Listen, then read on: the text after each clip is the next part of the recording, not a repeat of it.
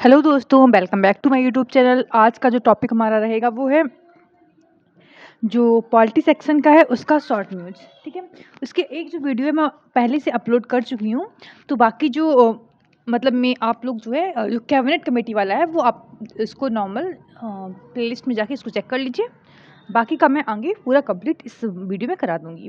ठीक है ना, ये वाला मतलब कह सकते हैं हम लोग। एक सेकेंड, ये वाला जो है वो आपका हो चुका है कंप्लीट। ये सिंगल जो है वीडियो है। ठीक है, चलिए स्टार्ट करते हैं हमारे टॉपिक से। Constitutional morality. मोरालिटी होता क्या है ये? तो यहाँ पर सीजीआई ने कहा है कॉन्स्टिट्यूशनल जो मोरालिटी है, ठीक है, वो हमारी क्योंकि इंडिया क्या है, एक डाइवर्स कंट्री है। डाइवर्सिटी का मतलब क्या? इतनी डाइवर्सिटी, हमारे बहुत सारे एथनिक लोग रहते हैं, बहुत सारा रिलीजन है, बहुत सारी रेसेस के लोग रहते हैं, बहुत सारी कास्ट सिस्टम है, तो हर एक तरीके से लैंग्वेज बहुत सारी हैं। तो हमारा यहाँ डाइवर्सिटी बहुत है। तो सीजीआई ने हमारे कहा है, चीफ जस्टिस ऑफ इंडिया ने, कि भाई कॉन्स्टिट्यूशन जो मोरालिटी है वो बहुत ज़रूरी है, इसेंशियल पार्ट है, क्योंकि इंडिया डाइवर्स कंट्री है। एक जैसे होता है ना कि जहाँ पे मोनो टाइप का लोगो है ना, उस टाइप की जैसे मान लो एग्जाम्पल, यहाँ पर क्रिश्चियन रह रहे हैं, नॉर्मल एक तरीके के लोग हैं, एक ही लैंग्वेज बोल रहे हैं, तो वहाँ पर इतना ज़्यादा कन्फ्लिक्ट होने के चांस नहीं होते हैं। ठीक है, तो वहाँ लेकिन इंडिया में क्या है, डाइवर्सिटी है, बिकॉज ऑफ दैट की बात कर रहे हैं। तो यहाँ पर क्या लिखा है देखिए, तो ये बोला गया है कॉन्स्टिट्यूशन मोरालिटी जो है उसका अनुपालन करना, उसको मानना बहुत ज़रूरी है। ठीक है, क्योंकि कॉन्स्टिट्यूशन को हमको सिर्फ जो लेटर में है वो नहीं मानना है, हमको वही स्पिरिट इसको मानना है। मतलब कॉन्स्टिट्यूशन हमारा क्या कहना चाहता है, जो जो हमारे कॉन्स्टिट्यूशन मेकर उन्होंने किस भावना के साथ, किस स्पिरिट के साथ उसको लिखा हुआ है, तो उस चीज़ को मेन पॉइंट ऑफ व्यू लेकर के चलना है। ठीक है, ये नहीं है कि कॉन्स्टिट्यूशन में लिखा उसका गलत इंटरप्रिटेशन करके हम उसको कुछ और बोल दें, है ना, तो वो बात कर रहा है। तो कह रहा है ये जो वर्ड है कॉन्स्टिट्यूशन मोरालिटी, दिया किसने है? जॉर्ज ग्रोट ने। ठीक है, उसके बाद ये बोला गया यहाँ पर इन्होंने कहा कि भाई जो है बैलेंस होना चाहिए between the freedom and restaurant. मतलब है हमको चीज़ों की फ्रीडम भी होनी चाहिए और हम पर रोकथाम भी होनी चाहिए। एग्जाम्पल की अगर बात करें, आपको अपना पॉइंट ऑफ व्यू देने का पूरा अधिकार है। ठीक है ना, पॉइंट ऑफ व्यू देने का पूरा अधिकार है, लेकिन वहीं पर आप ऐसा कोई भी लेक्चर या फिर ऐसी कोई भी चीज़ नहीं बोल सकती है जो नॉर्मल कंट्री की जो इमेज है वो ख़राब करे या फिर किसी स्पेशल पर्सन की इमेज को ख़राब करे। ठीक है, ये चीज़ें नहीं कर सकते आप। मतलब ये पॉइंट आपने सुना होगा, जहाँ पर दूसरे की फ्रीडम स्टार्ट होती है वहाँ पर हमारी फ्रीडम ख़त्म हो जाती है ना? तो वही बात कर रहा है।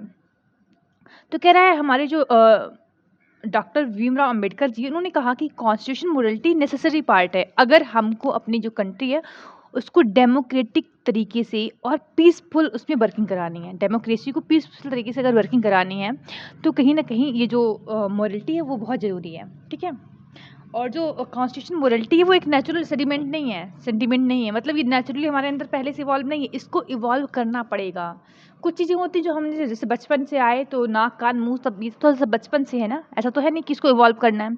लेकिन कुछ चीज़ें हमारे अंदर इवॉल्व की जाती हैं, हमारा नेचर, हमारा बिहेवियर, हम किस टाइप से हमारे सदाचार होते हैं ना, तो वो सब हमारे अंदर बिहेव कल्टिवेटेड होते हैं ना, भाई फैमिली को देखकर, मतलब जो भी लोग हैं आसपास के उनको देख कर की चीज़ें होती हैं आगे।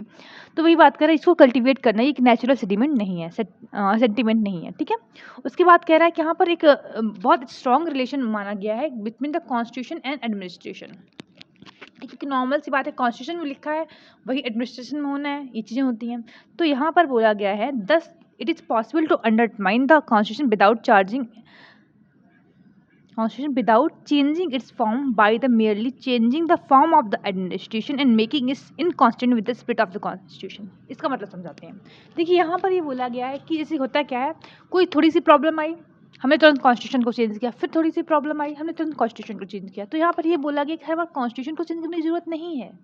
ज़रूरत किसकी है कि हम उसकी स्पिरिट को समझें कि आखिर कॉन्स्टिट्यूशन क्या कहना चाहता है। जैसे हम लोग बात करते हैं हमारी सुप्रीम कोर्ट ऑफ इंडिया की, है ना, सुप्रीम कोर्ट की, तो वो उसका काम क्या है, वो जितना भी आपका जो भी होता है ना कि लॉ निकलती हैं वो वाइड मतलब में रहेगा कि नहीं रहेगा, नल एंड वाइड करना, ये सब उसका एक सीधा सीधा पॉइंट है कि ये कॉन्स्टिट्यूशन की स्पिरिट को फॉलो कर रहा है कि नहीं कर रहा है। अगर कर रहा है तो ये लॉ सही है, अगर नहीं कर रहा है तो ये लॉ इसको नल एंड वाइड करो, है ना।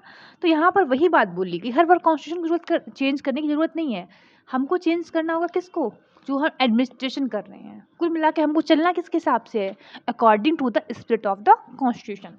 क्योंकि इंडिया बहुत डाइवर्स है, हर एक पॉइंट ऑफ व्यू पे अलग अलग जो है वो केस निकल के सामने आएंगे। कितनी बार हम कॉन्स्टिट्यूशन को चेंज करते रहेंगे, बाकी हम लोग एक बहुत ही लेंदी कॉन्स्टिट्यूशन रखते हैं, बट फिर भी देखिए हर टाइम क्या होता है कॉन्स्टिट्यूशन में जो अमेंडमेंट होता रहता है ना, वो बात कर रहे हैं। तो यहाँ पर कह रहा है इसीलिए क्या है फेवर में रखा गया कि भाई एडमिनिस्ट्रेशन जो है वो भी कहीं ना कहीं प्रिस्क्राइब फॉर्म में रहे कि भाई इस तरीके से एडमिनिस्ट्रेशन करना है, ये चीज़ें प्रिस्क्राइब की जाती हैं हमारे यहाँ पे। उसके बाद बोला गया some constitutional provision related to the constitution morality, जैसे हमारा एग्जाम्पल दे रहा है फंडामेंटल राइट हो गया, ठीक है। फंडामेंटल राइट क्या करता है, स्टेट जो है किसी भी इंडिविजुअल पर अपनी स्पेशल पावर ना अप्लाई कर पाए, इसके लिए क्या होता है हमारा फंडामेंटल राइट होता है ना। उसके बाद हम लोग बात करें फंडामेंटल ड्यूटीज होती हैं, कुछ कुछ सिटीजन की भी, तो अगर हम राइट लेने का अधिकार रखते हैं तो कुछ हमारी ड्यूटी भी तो होंगी ना। तो कॉन्स्टिट्यूशन जो है हमारी कुछ ड्यूटीज़ भी देता है कि रिस्पॉन्सिबिलिटी है नेशन के प्रति हमारी, है ना, वो बात कर रहा है।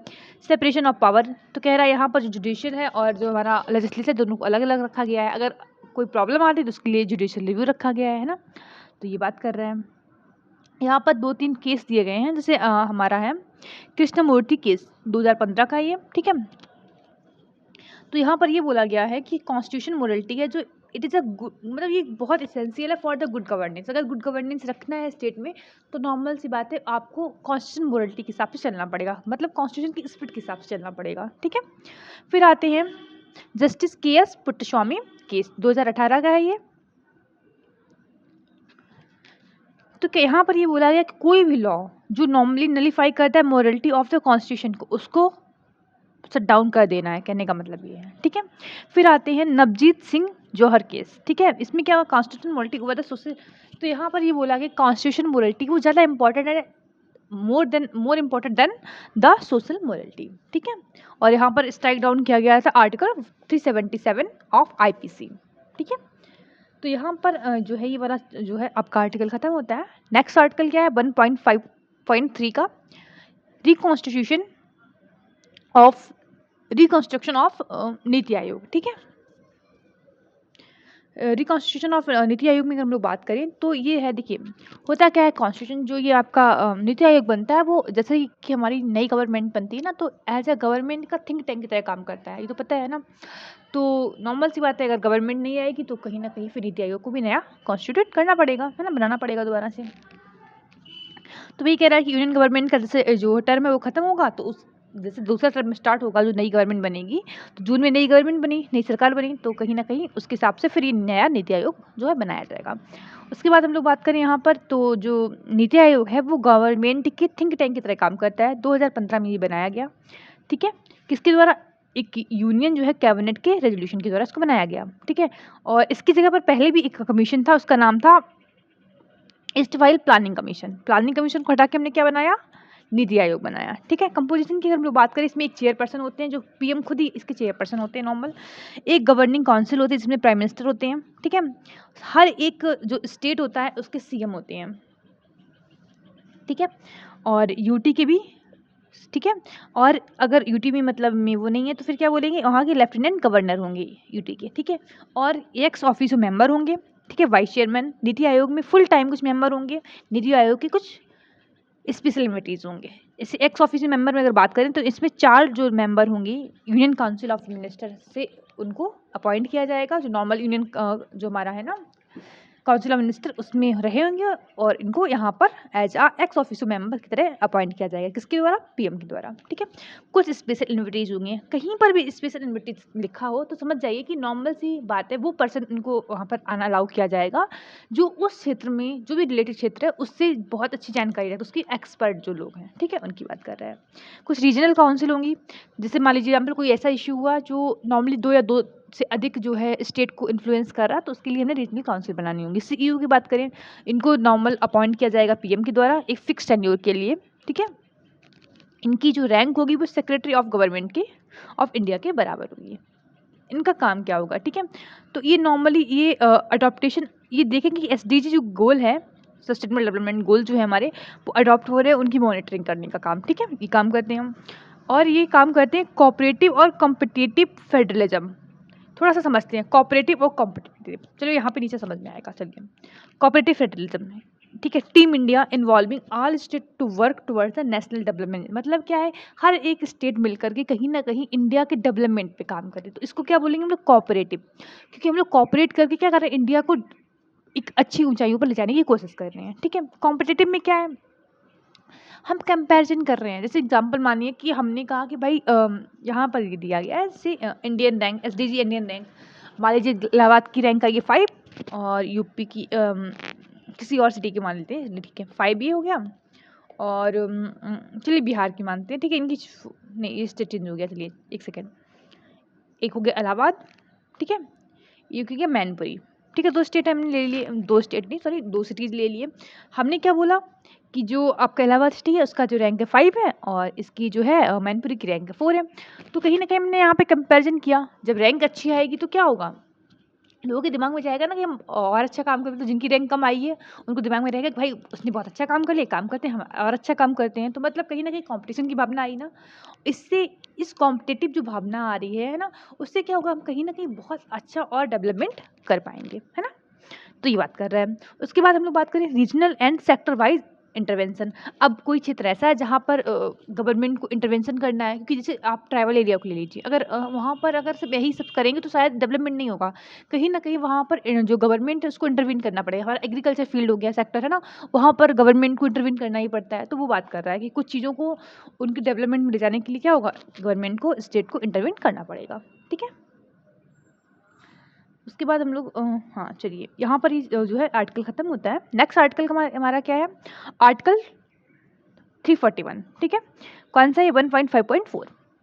तो सुप्रीम कोर्ट ने क्या कहा है, इन्होंने कहा है कि स्टेट जो है वो अल्टर नहीं कर सकता शेड्यूल कास्ट की जो लिस्ट है। देखिए शेड्यूल कास्ट की जो लिस्ट है वो आर्टिकल 341 के अंतर्गत इसको स्टेबल मतलब में पब्लिश किया जाता है। ठीक है, तो सुप्रीम कोर्ट ने कहा कि इस जो लिस्ट है उसको मतलब में जो हमारा स्टेट है वो नहीं बदल सकता, क्योंकि इसकी जो बोल सकते हैं पावर किसके पास है, प्रेसिडेंट के पास। अभी समझाते हैं पूरा। देखिए आर्टिकल 341 क्या कहता है, यहाँ पर थोड़ा बचा हुआ रुक जाइए। ये आर्टिकल ये न्यूज आई क्यों सामने, क्योंकि बिहार गवर्नमेंट ने एक रेजोल्यूशन पास किया कि भाई जो इकोनॉमिकली बैकवर्ड क्लासेस कम्युनिटी है उसको हम मर्ज कर दें एससी लिस्ट के साथ, मतलब एससी जो लोग हैं उन्हीं के साथ इनको भी मर्ज कर दिया जाए। तो यहाँ पर सुप्रीम कोर्ट ने बोला कि नहीं आप ये ऐसा नहीं कर सकते, क्योंकि ये पावर आपके हाथ में नहीं है। अब आते हैं आर्टिकल 341 के बाद, ठीक है। तो यहाँ पर क्या होता है, जो प्रेसिडेंट हमारे होते हैं वो नॉर्मली शेड्यूल कास्ट और जो है उसकी जो एक लिस्ट है वो बनाते हैं, ठीक है, स्पेसिफिक स्टेट और यूनियन टेरेटरी में। ठीक है, और इस चीज़ के लिए वो नॉर्मली गवर्नर जो होते हैं उनका कंसल्टेशन भी देते हैं कि भाई ये वाली जो ट्राइब है जो भी चीज़ें हैं, ठीक है, कास्ट पूरा, तो वो आपकी एससी में आती है कि नहीं आती है। ठीक है, तो इस जब हम लोग एससी का जो है वो डिक्लेयर करते हैं तो उसमें पूरी पूरी कास्ट हो सकती है, कोई पूरी पूरी रेस हो सकती है, एससी ट्राइब में रख सकते हैं, और हम लोग पूरी पूरी ट्राइब्स को रख सकते हैं। कोई सब ग्रुप एक छोटा सा मान लीजिए पूरी ट्राइब उसमें से एक छोटा सा सब ग्रुप है, उसको हम स्पेशली बोल सकते हैं कि ये एससी में आएगी बाकी नहीं आएंगी। मतलब कुल मिला के ये प्रेसिडेंट करते हैं और with the consultation of governor करते हैं। ठीक है, पार्लियामेंट जो है वो लॉ बनाकर इस लिस्ट को मॉडिफाई कर सकती है। ठीक है, ये बोला गया है। तो यहाँ पर कुल मिला के स्टेट का कोई रोल ही नहीं आया, और बिहार गवर्नमेंट क्या बोल रही है कि हम इसको चेंज करेंगे, तो ये पॉसिबल ही नहीं है ना, तो वही बात बोला गया यहाँ पर। फिर नेक्स्ट आता है हमारा, एक सेकेंड, हाँ चलिए पढ़ लीजिए आप लोग। 1.5.5 का जो है president return will passed by Punjab legislative assembly. तो प्रेसिडेंट ने एक जो बिल है उसको रिटर्न कर दिया, जो कि पंजाब लेजिस्लेटिव असेंबली के द्वारा पास कर लिया गया था। इसमें क्या था, देखिए आप एक्चुअली मैं भी एक स्टेट यूनिवर्सिटी से पढ़ी हुई हूँ, है ना। तो नॉर्मली क्या होता है, जो हमारे काउंसलर होते हैं हमारे, है ना, चांसलर जो होते हैं वो नॉर्मली उस जो स्टेट होते हैं उसके गवर्नर होते हैं। ठीक है, तो यहाँ पर ये बोला गया, इन्होंने जो पंजाब लेजिस्लेटिव असेंबली उन्होंने जो बिल पास किया उसमें ये बोला गया कि जो चांसलर होंगे वो गवर्नर नहीं होंगे, वो कौन होंगे, अब ऐसे सीएम होंगे, मतलब सीएम को एज अ चांसलर बोल दिया गया यूनिवर्सिटीज़ का। ठीक है, ये यहाँ पर आया था। तो यहाँ पर देखिए क्या थोड़ा सा समझ लेते हैं, reservation of the state will for the president consideration. ठीक है, आर्टिकल 200 में जो है बोला गया है, तो ये बताता है कि गवर्नर के पास क्या पावर है रिकॉर्डलेस ऑफ द स्टेट लेजिस्लेचर, मतलब वो बिल जो पास होगा उस हिसाब से जो गवर्नर है उसकी क्या पावर उसके पास में है। ठीक है, तो यहाँ पर ये पावर भी दी गई, गवर्नर जो है किसी भी बिल को रिजर्व कर सकता है कि भाई हम इस वाले बिल को प्रेसिडेंट से कंसिडरेशन करना है। ठीक है, ये मतलब अभी समझाएंगे, नीचे सब लिखा हुआ है, कोई मतलब नहीं है यहाँ पे समझाने का, सब नीचे लिखा हुआ है फिलहाल। ठीक है, तो यहाँ पर समझते हैं ज़रा, जैसे एग्जाम्पल समझिए कि जो गवर्नर है उन्होंने कहा कि भाई ये बिल मैं पास नहीं कर सकता, ये मैं कंसिडर करूँगा किसके साथ में, गवर्नर के उसके प्रेसिडेंट के साथ में, ठीक है। ये इन्होंने बोला, उसके बाद फिर गवर्नर का कोई रोल नहीं रह जाता है। ये नॉर्मली क्या होता है, मतलब गवर्नमेंट हैज़ नो रोल, इसके बाद कोई जो गवर्नर है उसका कोई रोल नहीं है। नॉर्मली डिपेंड हो जाता है प्रेसिडेंट पे कि वो बिल को असेंट दे रहा है कि नहीं दे रहे हैं, इसको रिटर्न कर रहे हैं, क्या कर रहे हैं, ठीक है। मतलब पूरा का पूरा अब ये किसके पास चला गया, प्रेसिडेंट के पास में चला गया।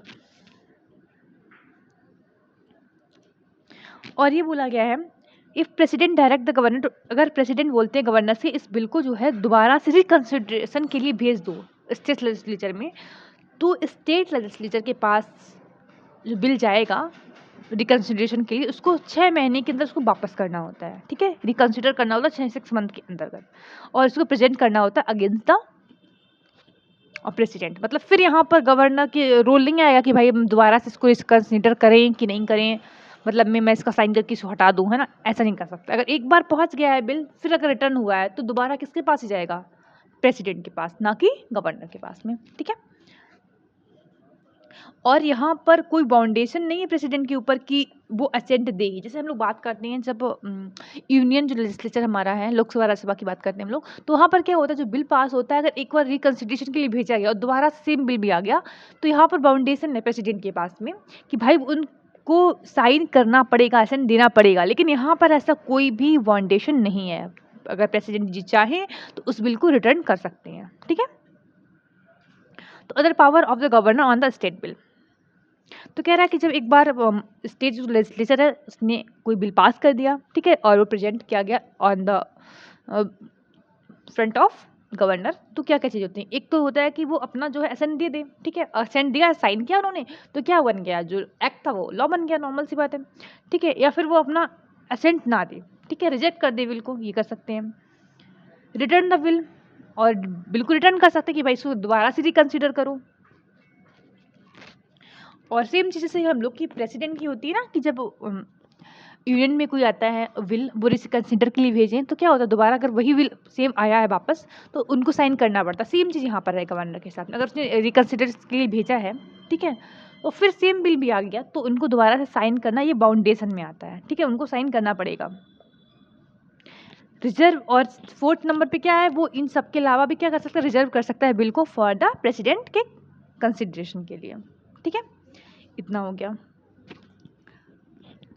तो यहाँ पर थोड़ा सुप्रीम कोर्ट के जजमेंट देख लेते हैं, बस उसके बाद ये वाला आर्टिकल भी खत्म है।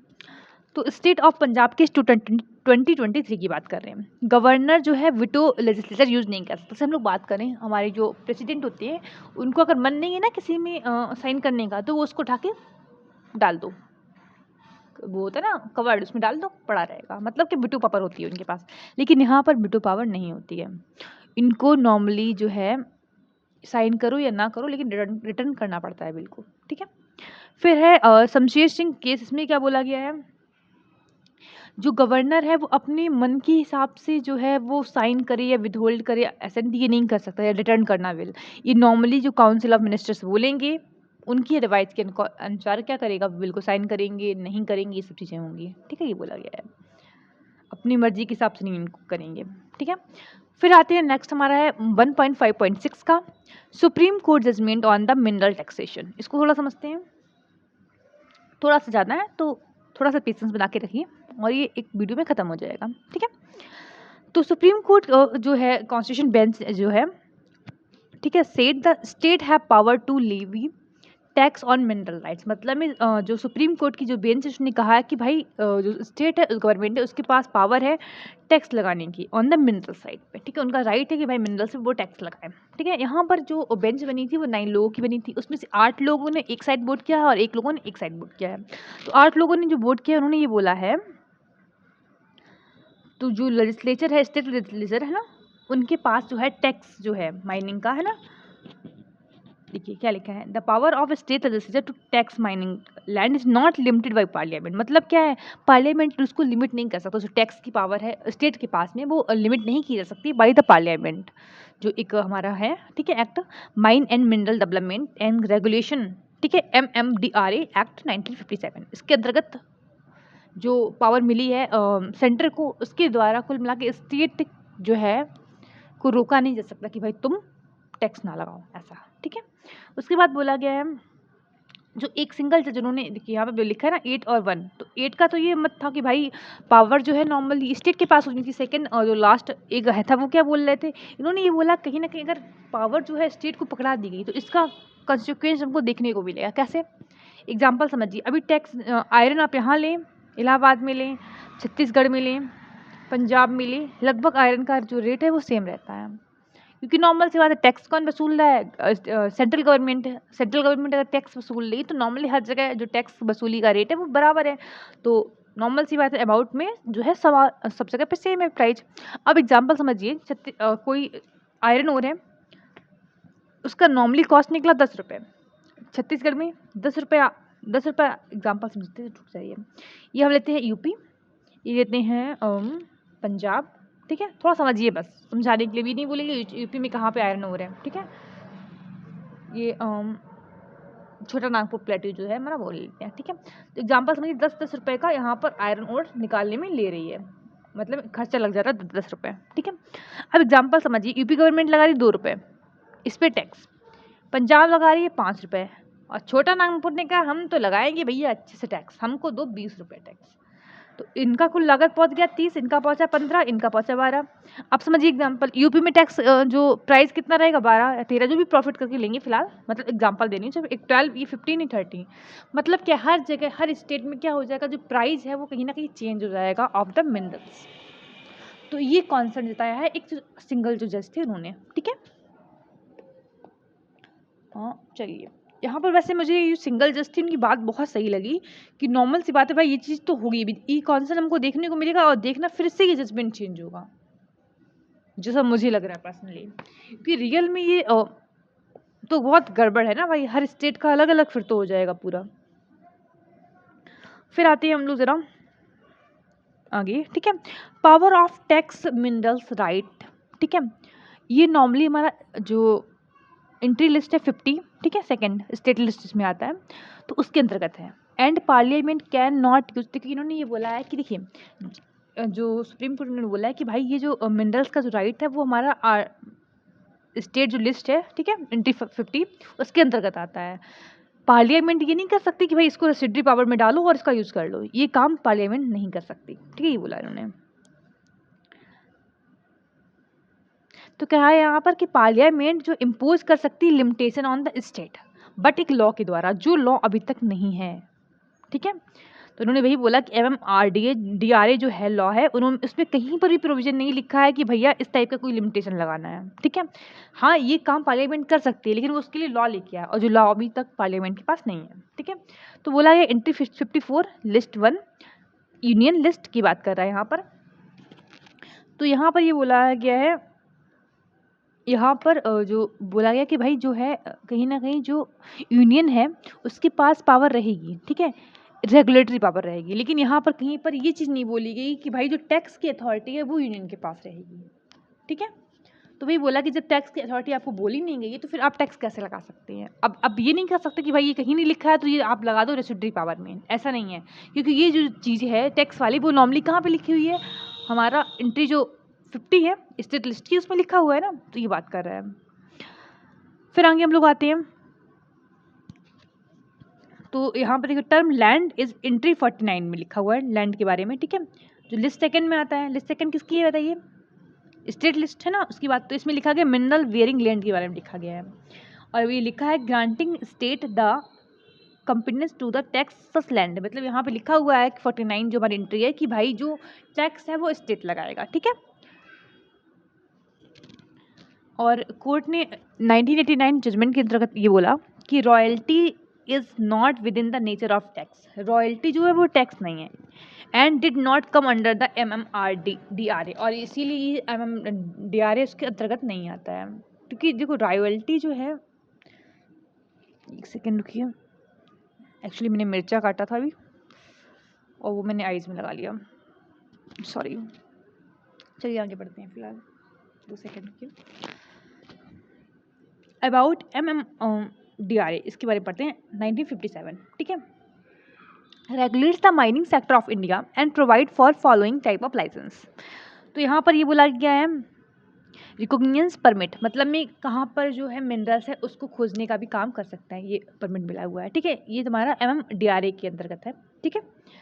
लाइसेंस देने का कि एक्सप्लोर कर सकते हो, और डिपॉजिट, ठीक है, इसके लिए। माइनिंग लीज जो है वो इसके अंतर्गत आती है। कंपोजिट लाइसेंस एक्सप्लोरेशन की कर सकते हो, और नॉर्मली एक्सप्लोर भी कर सकते हो कि भाई वहाँ पे मिनरल्स है कि नहीं, अगर है तो उसको एक्सट्रैक्ट भी कर सकते हो, ये लाइसेंस मिलता है।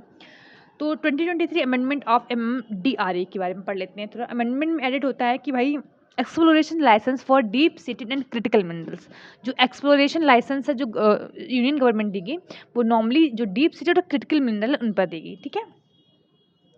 Empower central government to exclusive licensing and composite, एक सेकंड रुक जाइए अभी इसको, हाँ ठीक है। Empower central government to exclusive allocation mining lease and composite licence for the certain critical minerals, कुछ मिनरल्स हैं जो क्रिटिकल मिनरल्स में आते हैं उनकी लीज दे सकता है, उनका लाइसेंस दे सकता है कौन, सेंट्रल गवर्नमेंट, ना कि हर एक मिनरल्स का। यहाँ पर क्रिटिकल मिनरल्स बोला गया, दिमाग में रखना है, ठीक है। उसके बाद बोला क्या है, ऑटोकेशन का मतलब होता है नीलामी करना किसी चीज़ की, ठीक है, तो वो सेंट्रल गवर्नमेंट कर सकती है। बट माइनिंग जो लीज है वो नॉर्मली हर एक, अभी यहाँ पर ऊपर जो बात की वो क्रिटिकल मिनरल की बोली गई, लेकिन नॉर्मल मिनरल की बात करें तो नीलामी तो कर सकती है तुम्हारी जो सेंट्रल गवर्नमेंट है, लेकिन लीज पर किसी को कौन देगा, स्टेट गवर्नमेंट देगी ओनली। समझ में आया? देखिए एक बार फिर से समझाते हैं। कोई क्रिटिकल मिनरल है तो उसका दोनों काम, लीज पे देना या फिर उसकी नीलामी करना, दोनों किसके हाथ में है, आपके सेंट्रल गवर्नमेंट के हाथ में। लेकिन नॉर्मल जो मिनरल है उसका लीज पे तो कौन देगा, स्टेट गवर्नमेंट, लेकिन अगर नीलामी करनी तो कौन आएगा, सेंटर आएगा, ये बात बोला है, ठीक है। यहाँ पर जो सर्टेन मिनरल्स हैं उनको एटॉमिक जो मिनरल्स हैं उनसे हटाया गया है। एग्जाम्पल की बात करें हम लोग, लिथियम हो गया, बेरिलियम हो गया, टाइटेनियम हो गया, इनको एटॉमिक मिनरल से हटाया गया है। फिर आते हैं हम लोग फॉरेनर ट्राइब्यूनल, ठीक है, इसके बारे में थोड़ा पढ़ लेते हैं। बहुत ज़्यादा नहीं बचा है, एक पेज दो बचा है, बस इसको देख लेते हैं स्पीड से। सुप्रीम कोर्ट ने जो है रिसेंटली ओवरटर्न किया है डिसीजन को आसाम फॉरेनर ट्राइब्यूनल के, ठीक है, एंड डिक्लेयर एक सिटीजन है उसको normally state as Indian citizen जो है घोषित किया गया है, ये बोला गया है। तो फॉरेनर जो ट्राइब्यूनल इसके बारे में थोड़ा सा पढ़ लेते हैं, ठीक है। एक क्वासी जुडिशियल बॉडीज है। क्वासी जुडिशियल बॉडी क्या होती है बताइएगा जब ना, लक्ष्मीकांत में अच्छी खासी लिखी है पूरा चैप्टर, अच्छा खासा पैराग्राफ है, मतलब देखिएगा ज़रा, ठीक है। ट्राइब्यूनल के बारे में भी है, थोड़ा पढ़िए। ये जरूरी बताना क्या है कि अगर आप एक बार स्टैटिक्स कंप्लीट कर लेते हैं ना तो ये आपके लिए हलवा हो जाएगा। बाकी मैं समझाती चल रही हूँ, समझिए, ठीक है। क्वासी जुडिशियल का मतलब होता है सुप्रीम कोर्ट कितनी तो पावर नहीं है उनके पास, लेकिन वो नॉर्मली चीज़ों की छानबीन वगैरह सब कर सकता है, ठीक है, वो होता है। कुछ चीज़ों में जैसे नॉर्मल सिविल जो होते हैं उनमें वो जजमेंट सुना सकते हैं। अब किसी को मौत की सज़ा जो है वो नहीं सुना सकते हैं, समझ रहे हैं। जैसे हमारे एग्जाम्पल, आपका प्रॉपर्टी का कोई प्रॉब्लम है तो उसमें चीज़ें हो सकती हैं, वो सुलझा सकते हैं, बट नॉर्मली आपने किसी को मर्डर कर दिया तो आपको फांसी की सज़ा सुनानी है तो फिर आपको सुप्रीम कोर्ट पहुँचना पड़ेगा, ठीक है, समझ आया। चलिए आगे बढ़ते हैं हम लोग। तो यहाँ पर ये बोला गया है कि जो ये ट्राइब्यूनल जो कोर्ट है वो नॉर्मली 1964 जो है वाइट सेंट्रल गवर्नमेंट इसको स्टैब्लिश किया गया था, सेक्शन 3 द फॉरेनर एक्ट 1946 के अंतर्गत, ठीक है। अथॉरिटी की बात करें तो ये इसकी अथॉरिटी क्या है कि जो ये कोर्ट है नॉर्मली फॉरेनर ट्राइब्यूनल है वही एक डिक्लेयर कर सकता है कि जो पर्सन है वो फॉरेनर है, ठीक है कि नहीं, ठीक है। अगर कोई जो पर्सन है वो एक्सक्लूड हो गया है from the national register of citizen NRC से, ठीक है, इन असम, तो इसका मतलब ये नहीं वो ऑटोमेटिकली फॉरेनर बन गया, नहीं, ठीक है। इसको जिम्मेदारी किसके पास है, फॉरेनर ट्रिब्यूनल के पास, कि वो उसको डिक्लेयर करता है फॉरेनर कि नहीं करता है। पावर की बात करें तो इसकी सिविल कोर्ट इसके अंतर्गत वही सिविल कोर्ट की पावर है, ठीक है, कोड ऑफ प्रोसीजर की 1908 में जो मिली हुई है, ठीक है, ये बात बोला है मैंने, वही समझाया ना कि सिविल की पावर सारी है इसके पास, लेकिन मर्डर का नहीं कर सकते आप। तो आगे आते हैं हम लोग, फिर नेक्स्ट जो है हमारी न्यूज है सेंट्रल इंफॉर्मेशन कमीशन CIC, ठीक है। Supreme Court has asserted that the Central Information Commission has power to constitute bench and frame regulation, मतलब सुप्रीम कोर्ट ने ये बोला है कि जो हमारा सेंट्रल इंफॉर्मेशन कमीशन है वो एक बेंच को बना सकता है और रेगुलेशन को फ्रेम कर सकता है, ठीक है। तो CIC के बारे में थोड़ा जान लेते हैं। एक स्टैचुटरी बॉडी है। First point, right to information act 2005 के अंतर्गत इसको बनाया गया है।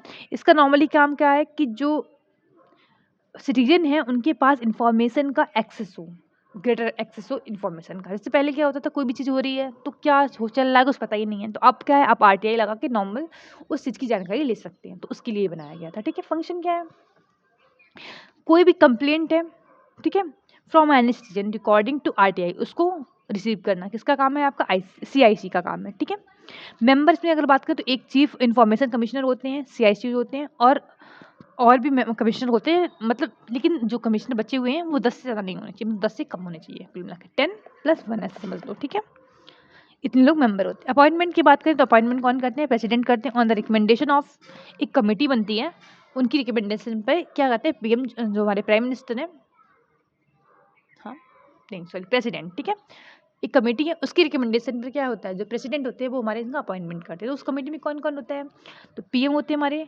जो भी अपोजिशन पार्टी है लोकसभा में वो, ठीक है, उसके मेंबर जो होते हैं, लीडर होते हैं अपोजिशन पार्टी के, पीएम होते हैं हमारे। उसके बाद यूनियन कैबिनेट मिनिस्टर, जो कि पीएम के द्वारा नॉमिनेट किए गए हैं, क्योंकि बहुत सारे यूनियन कैबिनेट मिनिस्टर होते हैं लेकिन सबको तो नहीं आना है, जो नॉमिनेट किया है किसने, पीएम ने, तो वो लोग उसमें रहेंगे। ठीक है, टेन्योर की बात करें तो 3 साल का जो है इनका टेन्योर होता है, बस इतना ही है, कुछ और है नहीं खास। मिला के ऐसा समझिए, एग्जाम्पल कहीं पे आप गए, आपने आरटीआई लगाई लेकिन आपकी बात की सुनवाई नहीं हो रही है, तो आप कंप्लेन कहाँ करेंगे, तो उसके लिए होता है। फिर आते हैं कॉमन सर्विस सेंटर। ठीक है, एक हाईएस्ट बॉडी, ठीक है, ये वाला ऊपर वाली की बात है, हाईएस्ट बॉडी होती है। ऐसा नहीं है कि स्कूल में तो स्कूल में तुरंत वहीं पहुंच गए कमिश्नर के पास में, नहीं ऐसा नहीं होता है। ठीक है, जैसे होता है ना कि भाई छोटी सी चीज़ें हैं तो डिस्ट्रिक्ट कोर्ट में जाती है, और सबसे बहुत प्रॉब्लम होती है तो फिर सुप्रीम कोर्ट में पहुंचते हैं ना, सेम वैसी चीज़ें हैं। यहाँ पर आते हैं हम लोग कॉमन सर्विस सेंटर। तो कह रहा है कि सेंटर स्पेशल पर्पज व्हीकल्स, इसको थोड़ा आराम से समझते हैं। Centre special purpose vehicles CSPH, यहाँ पर देखिए SPB जहाँ पे लिखा हुआ है दिमाग में, स्पेशल पर्पज व्हीकल्स, CSC जहाँ लिखा हुआ है कॉमन सर्विस सेंटर। ठीक है, तो यहाँ पर 15 ईयर जो इस्टेब्लिशमेंट का जो है वो सेलिब्रेट किया जा रहा है। ठीक है, for the implementation of the CSC scheme की। ठीक है, अब आते हैं हम लोग CSC SPB के अंतर्गत। ठीक है, इसको किसके द्वारा सेटअप किया गया है, मिनिस्ट्री ऑफ इलेक्ट्रॉनिक्स IIT के अंतर्गत। ठीक है, और एक्ट कौन सा था, कंपनी एक्ट 1956 के अंतर्गत इसको इस्टेब्लिश किया गया है। ये नॉर्मली सेंट्रलाइज्ड कोलैबोरेटिव फ्रेमवर्क देता है, जहाँ पर क्या होता है, नॉर्मल जो सर्विस है वो सिटीजन को डिलीवर की जाती हैं।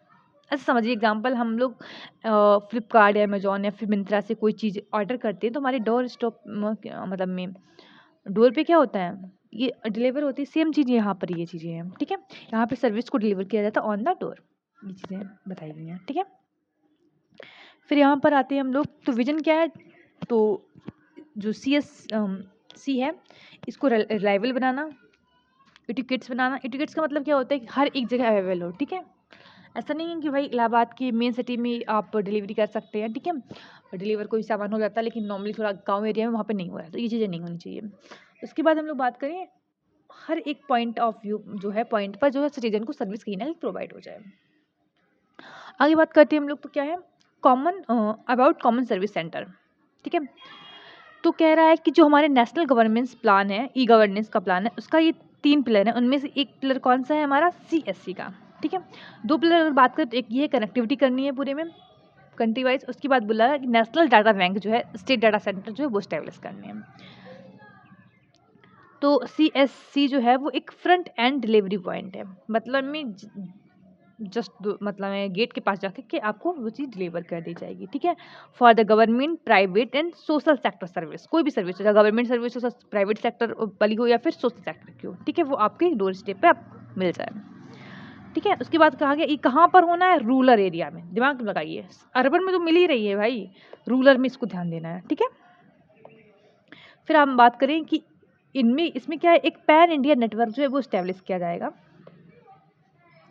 ठीक है, to regional, geographic, linguistic, cultural diversity को कहीं ना कहीं काउंटर करेगा, मतलब इस हर एक तरीके से इसको कहीं ना कहीं कवर किया जाएगा। ठीक है, तो क्या क्या सर्विस ऑफर की जाएंगी CSC के द्वारा, इसमें आपका G2C आधार कार्ड जो सर्विस होती है वो हो गया, ITR जो फिलिंग होता है वो हो गया। ठीक है, B2C में क्या होगा, आपका भारत बिल जो पे सिस्टम है वो हो गया, मोबाइल एंड डेटा रिचार्ज हो गया, ये हो गया। फाइनेंशियल में अगर बात करें हम लोग, बैंक का सिस्टम होता है ना, बैंकिंग हो गया, इंश्योरेंस हो गया, पेंशन हो गया, ये आपको तो स्टेप पे आपको चीज़ें हो जाएंगी, ठीक है, ये सब बात कर रहा है।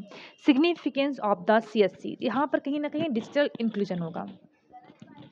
तो कह रहा है कि जो डिजिटल डिवाइड जो बना हुआ है उसको कहीं ना कहीं कम करेगा ये चीज़ें, क्योंकि तो नॉर्मल सी बात है, बहुत से लोग जो मोबाइल चलाना जानते हैं, लेकिन गांव में बहुत से लोग के पास मोबाइल है भी नहीं, वो चलाना जानते भी नहीं है ना। तो कहीं ना कहीं एक डिजिटल डिवाइड जो है वो बना हुआ है, तो उसको कहीं ना कहीं ये कम करेगा, ठीक है, इन द रिमोट एरिया में। और नॉर्मल सी बात है, जब कोई भी सामान, अब ऐसे समझिए एग्जांपल कि हमारे डोर पे जो सामान आ रहा है तो उसमें लोगों को एम्प्लॉयमेंट मिल रहा है ना, डिलीवरी जो वायर्स होते हैं वो कौन होते हैं, उनको एम्प्लॉयमेंट दिया गया है ना, वो एज ए एम्प्लॉयर काम कर रहे हैं। तो वही बात कर रहा है, अगर ये चीज़ें होंगी तो कहीं ना कहीं एम्प्लॉयमेंट जनरेशन होगा, ट्रेनिंग दी जाएगी लोगों को, ठीक है, डिजिटल लिटरेसी आएगी, एम्प्लॉयमेंट बढ़ेगा, ठीक है, और कहीं ना कहीं प्रोमोट इंटरप्रेन्योरशिप। एक चीज़ ज़रा देखिए, जैसे ये ऑनलाइन सिस्टम बढ़ा है तो कहीं न कहीं हैंडमेड चीज़ों का भी प्रचलन बहुत ज़्यादा बढ़ा है ना? क्योंकि भाई वो चीज़ें कहीं न कहीं जो नए-नए छोटे-छोटे कारीगर वो सामने आ रहे हैं वो चीज़ें, ठीक है? तो वो बात कर रहा है। अगर मैं बात करूँ तो फाइनेंशियल इंक्लूजन होगा, नॉर्मल सी बात है, जब चीज़ें एज़ अ व्हील की तरह घूमेंगी तो नॉर्मल सी बात है भाई, पैसा जनरेट होगा, ठीक है? हम चीज़ें खरीद रहे हैं, सामने वाला बेच रहा है, तो ये साइकिल चलेगा अच्छा खासा, ठीक है?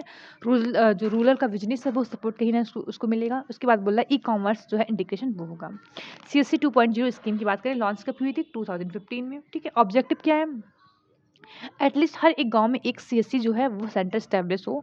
और कितनी ग्राम पंचायत हमारे यहाँ? 2.5 लाख जो है, तो लगभग 2.5 लाख जो है CSC जो है सेंटर स्टैब्लिश की जाए, ये बोला गया है। इसका एम क्या है? It's aim to consolidate service delivery through a universal technology platform, ठीक है? तो यहाँ पर ये बोला कि सर्विस की डिलीवरी किया जाए एक यूनिवर्सल जो टेक्नोलॉजी प्लेटफॉर्म है उसके द्वारा। हमने एक तरीके से नेटवर्क बिछाने की ट्राई किया है, जहाँ पर हम क्या करेंगे कि भाई जो सर्विस है उसको डिलीवर करेंगे, ठीक है? की फीचर की बात करें, यहाँ पर जो है सर्विस जो है वो स्टैंडर्ड फॉर्म की सर्विस आपको मिलेगी, ठीक है? कहीं ना कहीं जो वुमेन्स हैं उनको इंकरेजमेंट मिलेगा एज अ विलेज लेवल पे, ठीक है, कि वो एज अ गांव लेवल पे ही, लेकिन एज एक बिजनेस वुमेन की तरह सामने आए। क्योंकि इसकी छोटी छोटी चीज़ें, जैसे एग्जांपल मैं बात करूं, जैसे एक जो बंजारा बैग आपने सुना होगा शायद, है ना? तो मैंने इसका प्राइस नॉर्मली देखा, वो 3000 समथिंग का दिखा रहा था मुझे, अबाउट 1 ईयर बैक या 2 ईयर बैक आई थिंक मैंने देखा था उसको उस टाइम, है ना? इस टाइम ही नया चला था। तो कहीं न कहीं ऐसा तो नहीं है ना, मशीनों से नहीं बनता है, ये हाथ से बनता है। और ये अधिकतर वुमेन्स बनाती हैं या फिर मेंस बनाते हैं। तो नॉर्मल छोटे कारीगर हैं, ठीक है? उनको कहीं न कहीं पुशअप मिल रहा है, उनको कहीं न कहीं ग्रोथ होने का चांस मिलेगा, है ना? ये बात कर रहा है। समझ आया इतना? चलिए आगे आते हैं हम लोग। संपूर्णता अभियान, ये आई थिंक लास्ट है आपका, बस इसको पढ़ लीजिए, खत्म। तो कह रहा नीति आयोग ने लॉन्च किया है संपूर्णता अभियान, ठीक है, जो 3 मंथ का कैंपेन रहेगा, जिसमें अगर हम लोग बात करें 6 जो इंडिकेटर हैं डिस्ट्रिक्ट लेवल पर और 6 ठीक है, इंडिकेटर जो है ब्लॉक लेवल पर, उनको फुलफिल किया जाएगा, ठीक है? District and block are under the aspirational district programme and aspirational block. देखो डिस्ट्रिक्ट लेवल पर क्या होगा? एस्पिरेशनल डिस्ट्रिक्ट प्रोग्राम रहेगा, और ब्लॉक लेवल पे क्या रहेगा? एस्पिरेशनल ब्लॉक प्रोग्राम रहेगा, ठीक है? की इंडिकेटर अक्रॉस